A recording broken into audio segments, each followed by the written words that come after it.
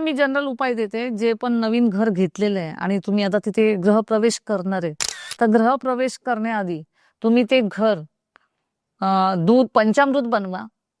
आधी पाण्याने धुवून घ्या पूर्ण ते घर तिथे जाण्यापूर्वी, आणि ते पाण्याने धुवून घेतल्यानंतर पूर्ण पंचामृत ओतून धुवून घ्या. पंचामृत सगळ्यांना माहिती आहे कसं बनवायचं, बरोबर की नाही? त्यानंतर गोमूत्र टाकून ते धुवून घ्या. पुन्हा शुद्ध पाण्याने दुसऱ्या स्वच्छ पाण्याने पुसून घ्या आणि मगच त्या घरामध्ये जा. खूप फरक पडेल तुम्हाला.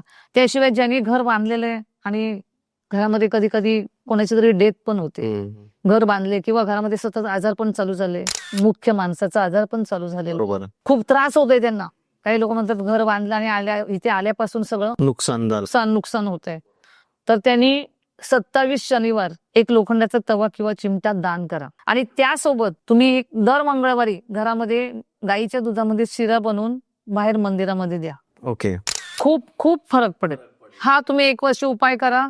सर खरंच आजारपणामध्ये मंगल शनीची जर युती असेल ना, तर खूप त्रास होतो सर. हा, कारण तुम्हाला माहिती नाही ना, तुम्ही तर घर बांधताय, तुम्हाला माहिती नाही तुमचा शनी काय करतोय, कुठे आहे, तुमच्या शनीवर कोणाची नजर आहे. त्याच्यामध्ये लाल किताबमध्ये खूप हे टक्कर, धोके का ग्रह, धोका कोण देतो तुम्हाला, दिवाळ मुश्तरका, मसनूई ग्रह, कोण कोणाकडे बघतंय, इकडून कोण मारते तिकडून कोण मारते, असं पण असतं सर. पूर्ण व्हिडिओ बघण्यासाठी YouTube वर जाऊन बँटर विथ चेतन सर्च करा.